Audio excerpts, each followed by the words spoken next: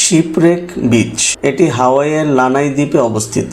এই সৈকতটি তার প্রত্যন্ত অবস্থান, জাহাজের ধ্বংসাবশেষ এবং প্রাকৃতিক সৌন্দর্যের জন্য বিখ্যাত। এটি লানাই দ্বীপের উত্তর উপকূলে লানাই সিটি থেকে প্রায় 30 মিনিটের দূরত্বে অবস্থিত। এখানে জাহাজের ধ্বংসাবশেষ, প্রত্যন্ত নির্জন পরিবেশ, মাউন দ্বীপের দৃশ্য দেখা যায়। সৈকতটি তার নাম পেয়েছে উপকূলের কাছে আটকে থাকা জাহাজের ধ্বংসাবশেষ থেকে।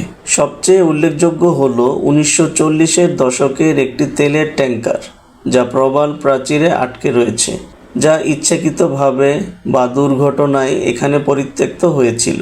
সৈকতটি মোলোকাই এবং মাউই দ্বীপের অসাধারণ দৃশ্য প্রদান করে।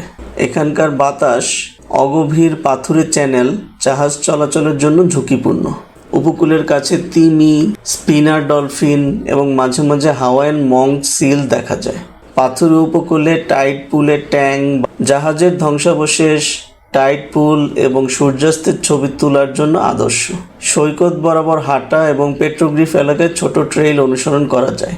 শীতকালে ডিসেম্বর থেকে এপ্রিল পর্যন্ত তীর থেকে তিমি দেখা যায়। এখানে শক্তিশালী স্রোত ও পাথুরে উপকূলের কারণে সাঁতার কাটা খুব একটা নিরাপদ নয়। লানাই সিটি থেকে কেওমোকু রোড বরাবর গাড়িতে প্রায় 30 থেকে 45 মিনিট সময় লাগে। পথে মাটির রাস্তা রয়েছে, তাই 4 হুইল ড্রাইভ গাড়ি বাঞ্ছনীয়। ভেজা রাস্তায় গাড়ি চালানো এড়িয়ে চলুন।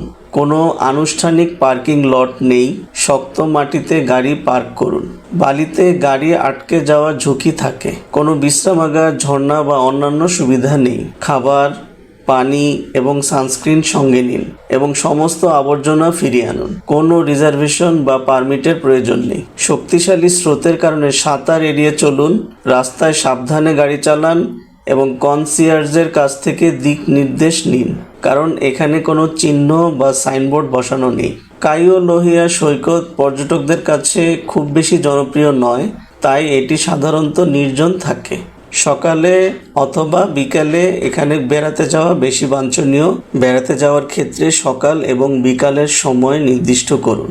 এই সময়ে আলো নরম থাকে, যা ফটোগ্রাফির জন্য উৎকৃষ্ট।